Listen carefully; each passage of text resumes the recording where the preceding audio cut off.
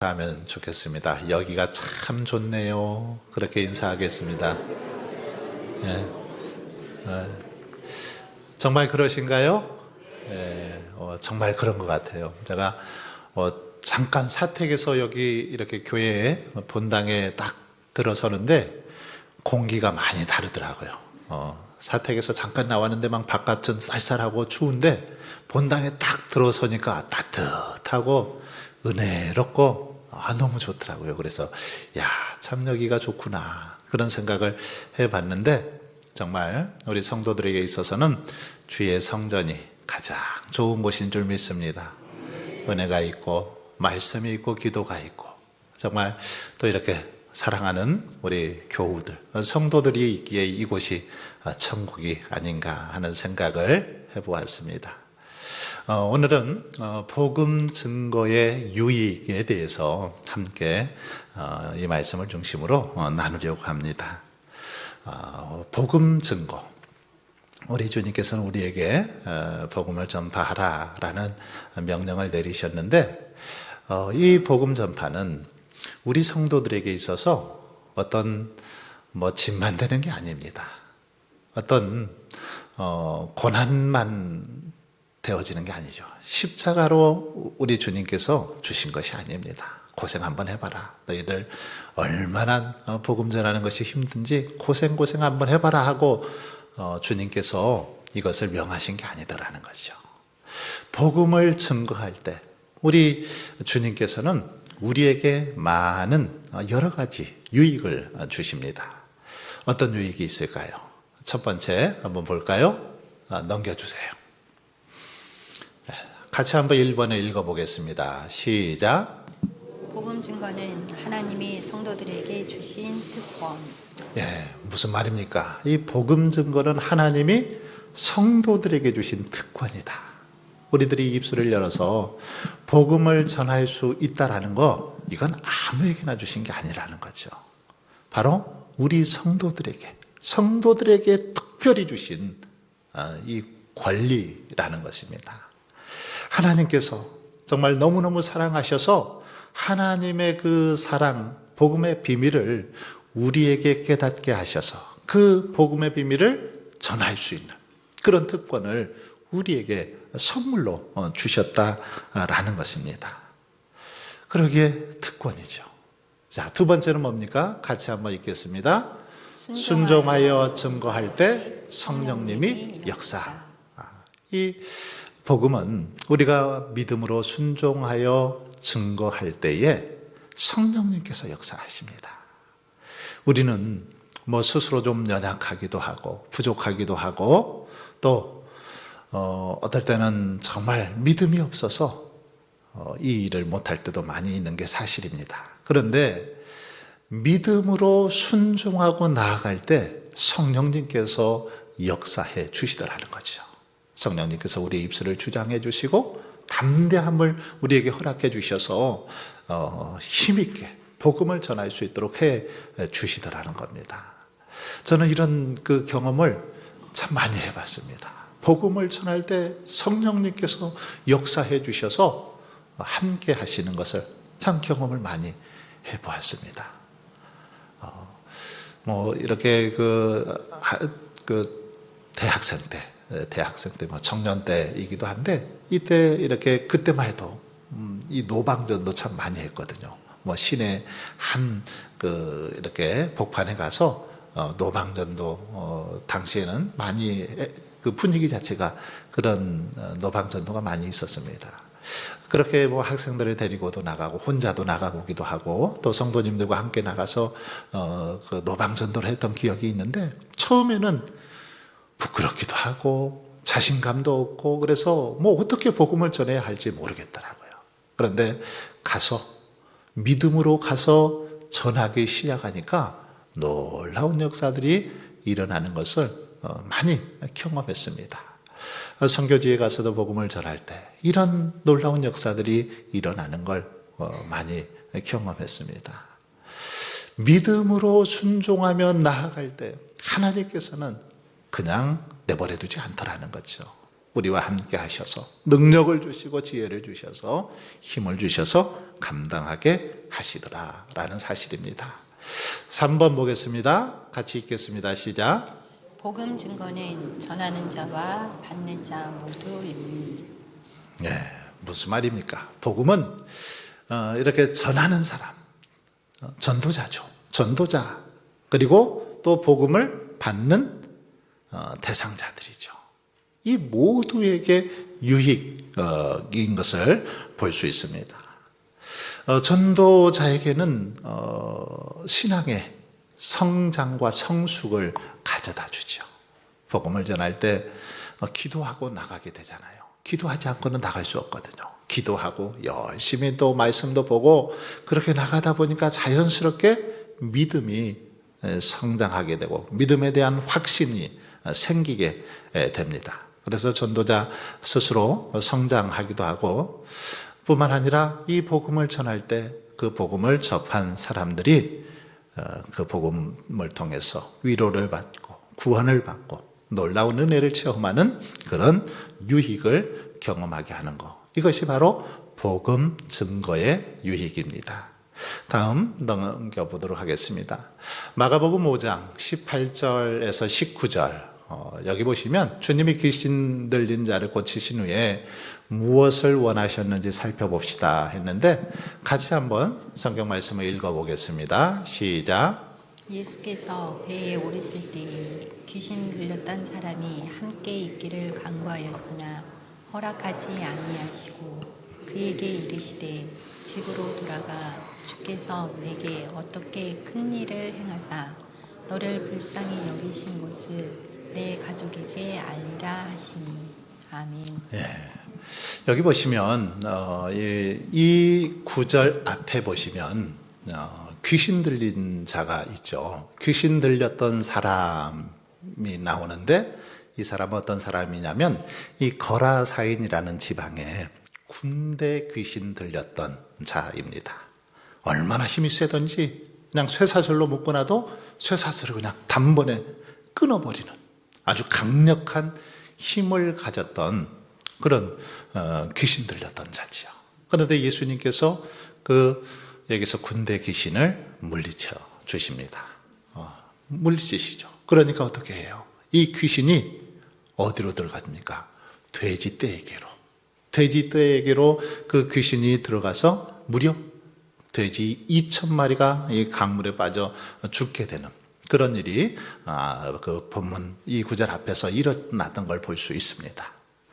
이렇게 이제 귀신 들렸던 자가 고침을 받은 후에 이 말씀은 바로 예수님께서 이제 배를 타고 가시려고 하니까 같이 가자고 지금 요청한 겁니다. 나도 예수님 따라가겠습니다. 예수님 따라서 살겠습니다. 이러면서 아마 따라가겠다고 조른 것이죠. 그런데 예수님께서 뭐라고 말씀하십니까? 허락하지 아니하시고 허락하지를 않으셨어요. 그래 따라와라 하지 않고 거부하셨습니다. 거부하시고는 뭐라고 말씀하십니까? 그에게 이르시되 집으로 돌아가 주께서 내게 어떻게 큰 일을 행하사 너를 불쌍히 여기신 것을 내 가족에게 알리라. 집에 가서 너희 가족들에게 내가 어떻게 고침을 받았는지, 예수님께서 어떻게 나를 귀신을 쫓아내 주셨는지를 가족들에게 알려라, 알게 하라, 전하라. 지금 그렇게 말씀하고 있는 것을 볼 수 있습니다. 이것은 무슨 말일까요? 이 말씀은 주님이 이 영혼 구원, 가족 구원에 대해 많은 관심을 기울이고 있다라는 사실을 알 수 있습니다. 전도가 중요하다라는 사실을 가르쳐 주고 있죠. 아직 너의 가족들 믿지 않고 있는데 너의 가족에게 네가 받은 은혜를, 네가 받은 이 기적을 가서 설명해 주라. 지금 그렇게 말씀하고 있다라는 것입니다. 복음 증거의 필요성에 대해서 주님은 이렇게 말씀하고 있는 것이죠. 자, 2번 보겠습니다. 다음 성경 구절에서 느낀 점, 결단한 점을 말해봅시다 했는데, 로마서 10장 14절 말씀, 아까 읽었던 오늘 본문 말씀이죠. 그런즉 그들이 믿지 아니하는 일을 어찌 부르리요? 듣지도 못한 일을 어찌 믿으리요? 전파하는 자가 없이 어찌 들으리요? 자, 여기 보시면 믿지 아니하는 일을, 그 다음에 듣지도 못한 일을, 그 다음에 전파하는 자가 없이, 이런 그 단어가 나오죠. 자, 여기 보시면 이 믿지, 그리고 또 듣지도, 전파하는 이 세 단어를 이렇게 한번 잘 보십시오. 잘 보시면 거꾸로 이 단어를 좀 생각해 보면 믿음. 자, 이 믿음은 어떻게 시작됩니까? 들음에서 나죠. 그리고 이 들음은 어떻게 할 때 들려요? 전파를 해줘야 들리는 거죠. 다시 말하면 누군가가 복음을 전해야 들을 수 있고, 들어야 믿음이 생긴다라는 사실을 알 수 있습니다. 그렇잖아요. 여러분들도 예수님을 믿을 때 누군가 여러분에게 전해주었어요. 전해주었을 때 들을 귀가 있어서 들었기 때문에 믿을 수 있었고, 이렇게 하나님을 예배할 수 있었다라는 것입니다. 이 순서가 참 중요한 것 같아요. 그런데 이렇게 그 전파하는 것이 아주 중요하죠. 전파하는 자가 없이 어찌 들을 수 있겠습니까? 들을 수 없잖아요. 누군가 전해줘야 합니다. 전하는 사명이 오늘 우리에게 있는 거죠. 우리는 전하는 것입니다. 전하면 그들이 귀를 기울이고 듣게 되고, 들으면 또 믿음이 생겨서 구원받는 그런 역사가 일어나는 것을 볼 수 있습니다. 자, 다음 앞으로 로마서 10장 17절 말씀 같이 한번 읽겠습니다. 시작.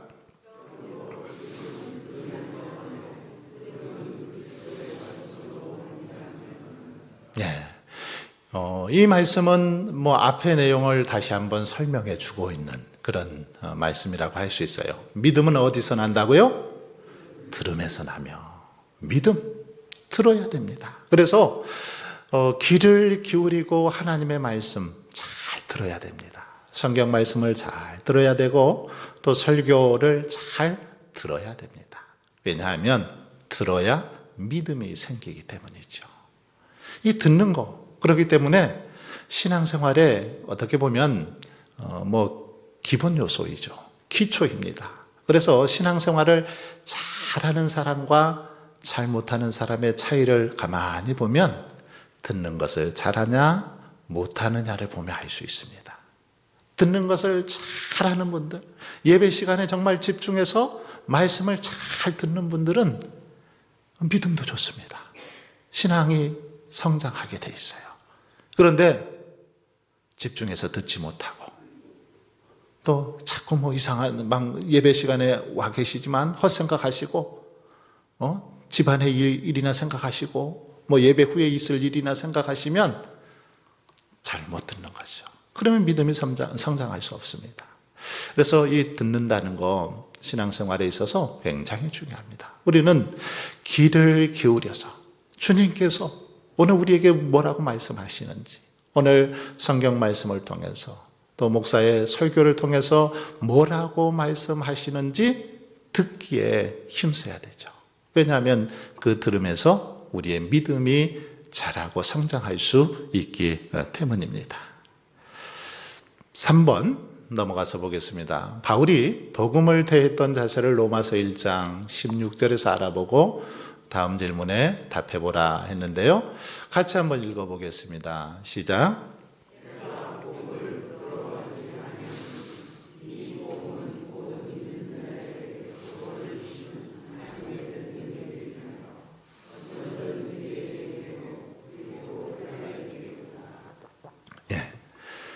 이 말씀 많이 알고 계시고 들어보셨을 것 같은데, 자, 복음을 대하는 바울의 자세 어떠했습니까? 어떠했어요? 여기 보니까 내가가 누구예요?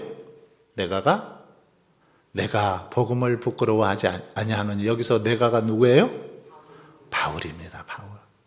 사도 바울이 쓴 로마서인데, 바울은 복음을 부끄러워하지 아니했습니다. 복음을 부끄러워하지 않았어요. 복음을 전하는 거 부끄러워하지 않았다라는 거죠. 오히려 담대하게 복음을 전했던 것을 볼 수 있습니다. 고린도전서 9장 16절에 보시면 이런 말씀이 있어요. 내가 복음을 전할지라도 자랑할 것이 없음은 내가 부득불할 일임이라. 만일 복음을 전하지 아니하면 내게 화가 있을 것임이라. 바울의 고백이죠.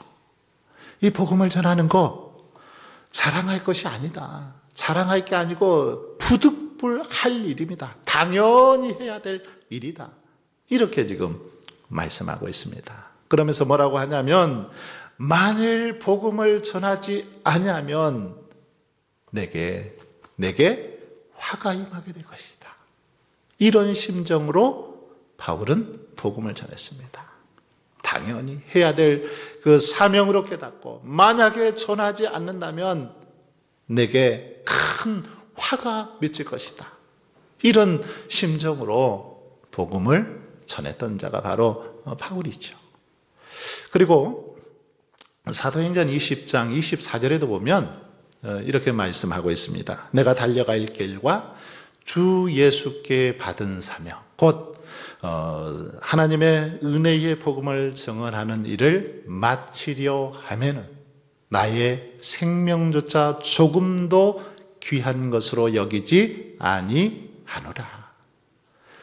하나님께서 주신 사명, 이 복음을 증언하는 일을 마치려 하면은 나의 생명조차 조금도 귀한 것으로 여기지 않는다. 정말 바울은 자신의 목숨을, 자신의 생명을 내어놓고 그렇게 복음을 전했던 것을 우리는 잘 알고 있습니다. 바로 이런 자세로 바울은 주신 사명을 감당했습니다.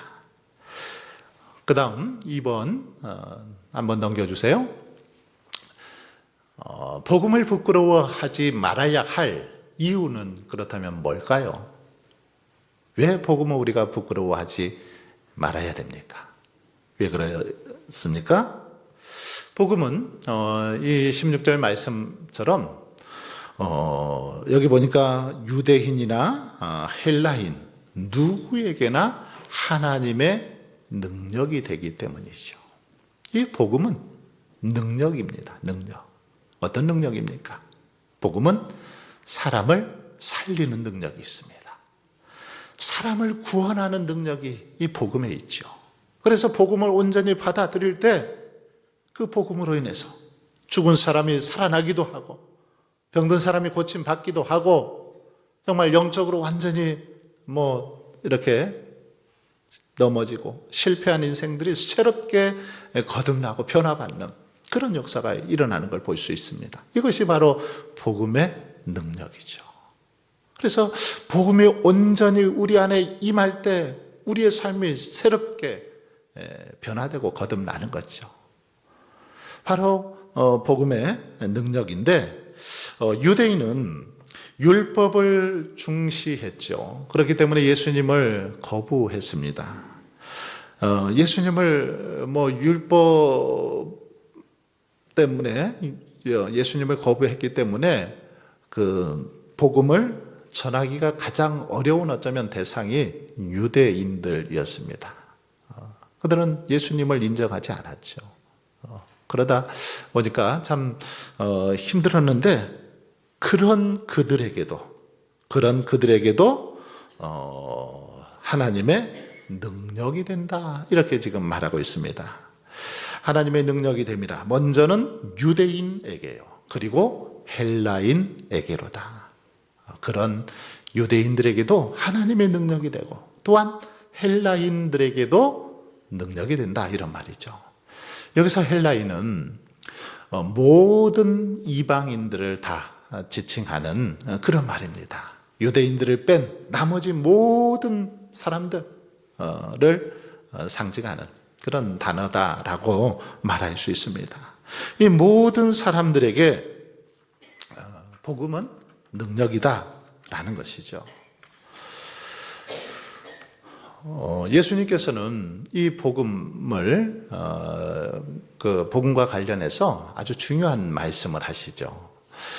마태복음 10장 32절로 33절에 보시면 주님은 그런 말씀을 하셔요. 누구든지 사람 앞에서 나를 시인하면 나도 하늘에 계신 내 아버지 앞에서 그를 시인할 것이요. 누구든지 사람 앞에서 나를 부인하면 나도 하늘에 계신 내 아버지 앞에서 그를 부인하리라. 우리들이 사람들 앞에서 하나님을 인정하고 증거하고 시인하면 하나님께서도 우리를 그렇게 해주신다라는 겁니다. 그런데 우리가 부인하고 인정하지 않으면 하나님도 그렇게 하신다. 어쩌면 참 무서운 그런 말씀이기도 하죠. 이것은 우리가 복음을 부끄러워하면 예수 믿는 거, 신앙생활 하는 것을 부끄러워하면 우리 주님도 어쩌면 우리를 부끄러워하신다라는 그런 말씀이죠. 신앙생활 하는 거 정말 막 부끄러워서 주일날 교회 가는 거 다른 사람들 앞에서 떳떳하게 말도 못하고 신앙생활 하는 거 늘 그냥 부끄럽게 그렇게 여기면서 살아간다면 주님도 그렇게 하시겠다라는 아주 무서운 경고의 말씀과도 같은 그런 거죠. 그러기에 우리는 복음을 부끄러워하지 않아야 되는 줄 믿습니다. 정말 주님께서 우리를 얼마나 사랑하시고 또 얼마나 우리를 위해서 모든 것을 다 내어주셨습니까? 그 은혜, 그 사랑을 받은 자들로서 우리도 정말 담대하게 그 사랑을 전하고 또 많은 사람들에게 그 사랑을 알릴 수 있기를 바랍니다. 3번에 보면 바울이 맺은 복음의 열매와 본문 말씀은 어떤 관계가 있는가 했는데 바울은 이렇게 자신의 목숨도 내어놓고 또 혹시 화가 임하지 않을까 하는 그런 마음으로 아주 담대하게 복음을 전했죠. 그래서 바울의 삶을 보면 이 다메섹 도상의 사건을 중심으로 이전과 이후의 삶이 확연히 이렇게 다르죠. 이전에는 믿는 자들을 핍박하고 잡아 죽이던 일에 앞장서던 자였지만 다메섹 도상에서 부활의 주님, 살아계신 주님을 만난 이후에는 완전히 바뀝니다. 그래서 주님을 위해서 평생을 헌신하며 살았던 걸 볼 수 있습니다. 사도행전에 보면 바울의 총 4번의 선교 여행이 기록이 되어 있죠. 1, 2, 3차 이렇게 소아시아에 복음을 전하는 내용이 바로 사도행전 내용입니다. 그리고 로마에 가서 복음을 전하는 내용까지 이렇게 복음을 전하다가 생을 마감하게 되죠. 바울은 예수 그리스도를 만난 이후에 복음 외에는 이제 아무것도 그에게는 어쩌면 없었습니다. 그래서 담대하게 복음을 전했죠. 그래서 소아시아의 많은 교회들이 복음을 듣고 이렇게 세워지게 되었고 많은 사람들이 구원을 받는 역사가 일어났습니다.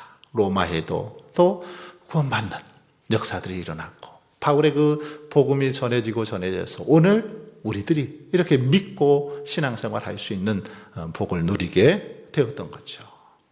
바로 바울의 담대한 그 복음의 증거가 있었기 때문에 이렇게 많은 열매들을 맺을 수 있었다라는 사실입니다. 넘어가겠습니다. 넘겨주십시오. 칼 페디난트 하워드 헨리라는 미국 복음주의 신학자인데 이 신학자는 이런 말을 합니다. 복음은 모든 사람이 되돌릴 수 없는 단 한 번의 결정으로 자신의 영원한 운명을 좌우하게 된다는 사실을 깨닫게 한다. 이 복음 자신의 영원한 운명을 좌우하게 된다라는 사실을 깨닫게 하는 게 바로 복음의 능력임을 볼 수 있습니다. 넘겨주십시오. 자, 마무리 이제 하겠습니다. 여러분, 영혼 구원하는 거, 복음을 전하는 거, 이것은 어떤 일보다도 시급한 일입니다. 그렇죠? 우리가 오전에 삶의 우선순위에 대해서 살펴보았는데 우리들이 해야 될 일 많이 있습니다. 그러나 우리 성도들에게 있어서 이 복음 전파는 어느 것보다 시급한 일입니다. 2024년 우리가 올해 교회 안에 중요한 행사 2가지가 있습니다. 여러 행사들마다 다 중요하지만 중요한 행사 2가지 가운데 첫 번째는 3월 10일부터 11일까지 이제 전교인 수련회, 처음 이렇게 하는 수련회인데 이 수련회고요. 두 번째 또 제가 굉장히 중요하게 생각하는 행사가 하나 있습니다. 바로 우리 교회의 창립주일 때 있을 새 생명 초청 잔치입니다. 우리 교회 생일이 언제죠? 5월 2일. 5월 2일이 우리 교회의 생일입니다.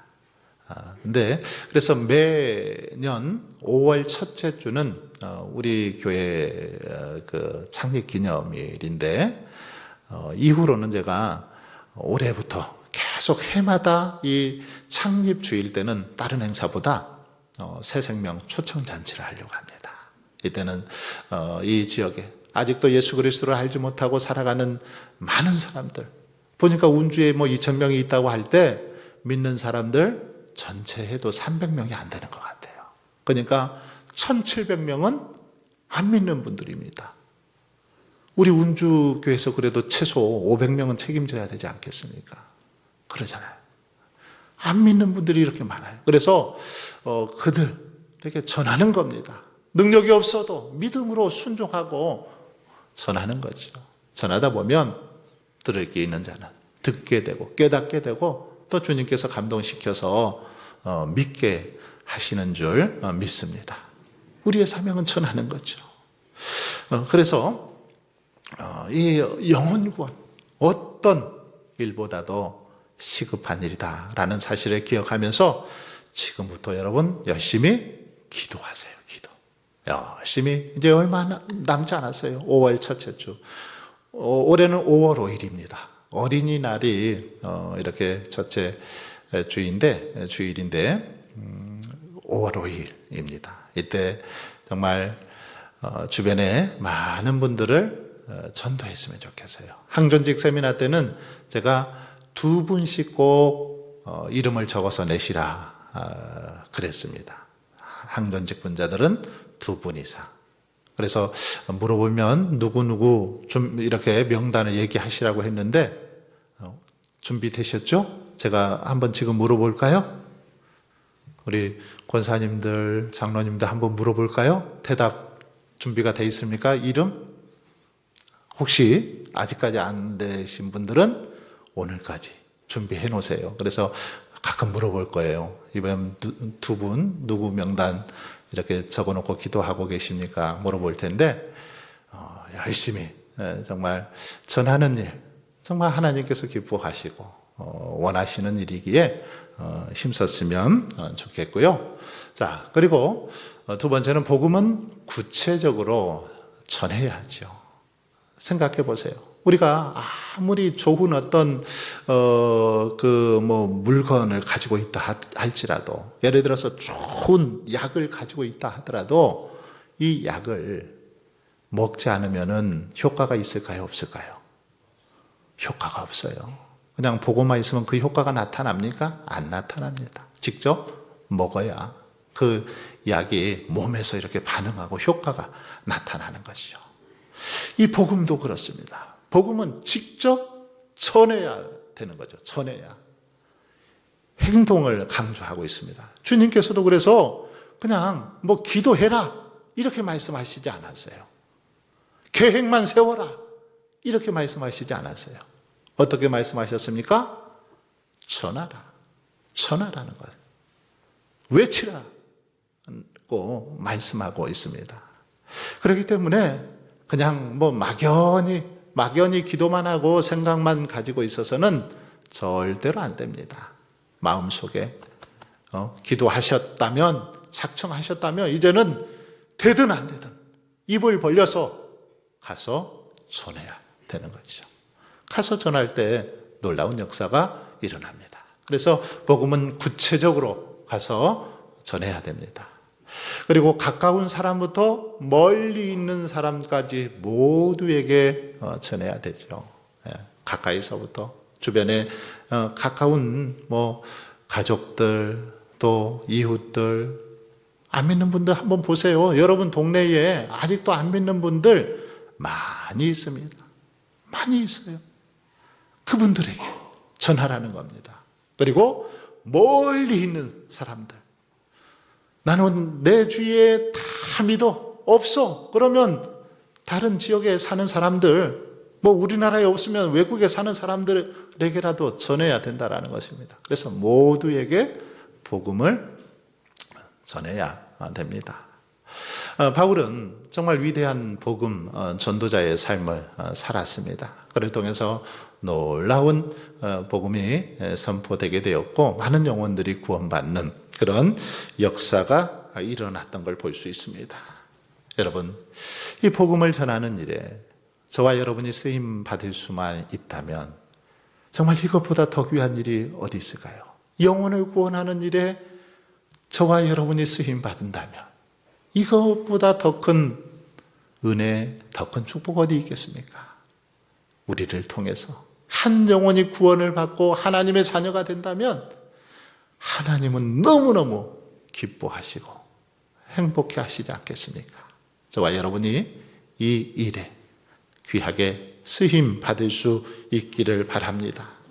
정말 사도 바울처럼 복음을 부끄러워하지 말고 담대히 증거함으로 날마다 구원받는 백성들이 더해지는 그런 역사가 일어날 수 있길 주의 이름으로 축원합니다.